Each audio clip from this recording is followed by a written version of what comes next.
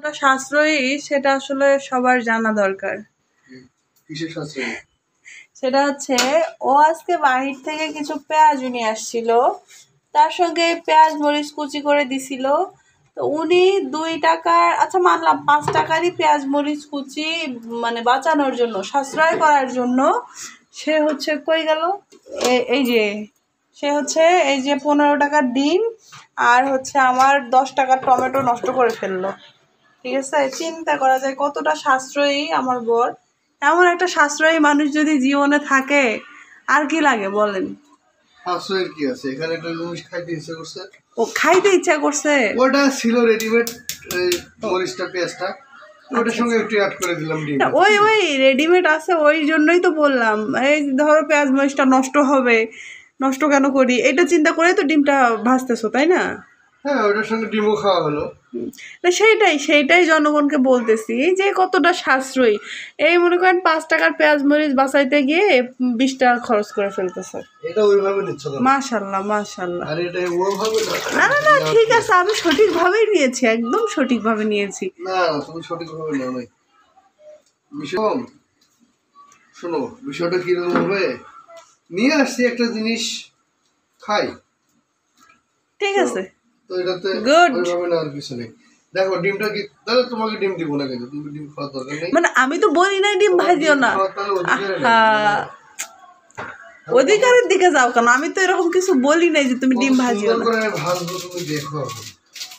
আচ্ছা যাই হোক, দেখো তেল দিছি, মশলাটা শেষ হয়ে গেছে কেন?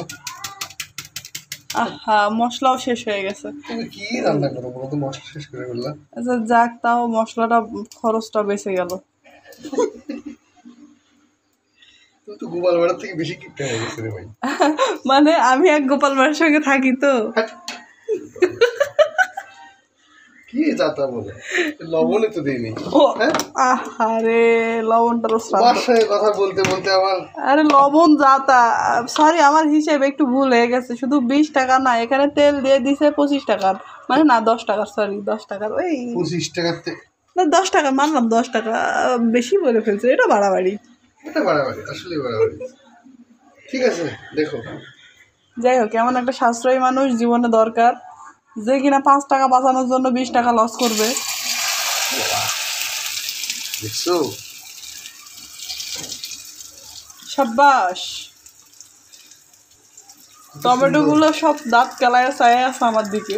তোমার দিকে চায় থাকবে, কিন্তু তুমি খাইতে পারবে না। টমেটো এমন ভাবে কাটছে, সে দাঁত কেলায় এত বড় বড় দাঁত বের করে আমার দিকে চেয়ে আছে। কাটতে গিয়ে হাত কেটে ফেলি, কি মনে করছো তুমি? তোমার মতো করে কাটতে গিয়ে আমি হাত কেটে ফেলবো? না না, তুমি কি আর এত চালাক হইছো নাকি? কি হয়েছে? ডিমটা তোমাকে দিব না, সমস্যা নাই, আমি আর 2টা ডিম একসঙ্গে করে অমলেট করে খাবো। অমলেট তুমি এটা করবা, করতে পারবা? ঘুরে দাও ঘুরে দাও ঘুরে দাও ঘুরে দাও। ঘুরে দিতে গেলে তো সব ইয়ালি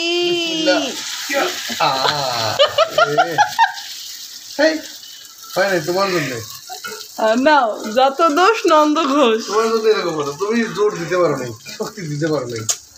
আরে আরো একটু শক্তি দেওয়া উচিত ছিল। আচ্ছা এবার দেবো, খাওয়া ছাড়া। আচ্ছা রাতে তখন খাইতেই দাও না, তাহলে খাবো কই থেকে? আচ্ছা এবার দেখিও, এবার আমি এমন শক্তি দেবো একবারে উড়ে যাবে। দরকার নাই তোমার শক্তি দেওয়া, তোমার শক্তি লাগবে না, থাক। না সত্য কথা বললাম, এবার একেবারে উড়ে যাবে, দরকার নেই। বিশ্বাস করো। বিশ্বাস করছি। থ্যাংক ইউ বিশ্বাস করার জন্য। এবার দেখো, এবার ঘুরাই দাও দেখবে যে একবারে উঠে গেছে। তুমি চুপ থাকবে এখন। এবার আমার শক্তির জোরে পুরাটা উঠবে, তুমি ঘুরাই দাও না কেন? দেখছো এবার একটু মানে ভাঙবে না, ভীষণ ভয় করবে আমার শক্তি দেখে। এখন তুলতেই পারতেছো না,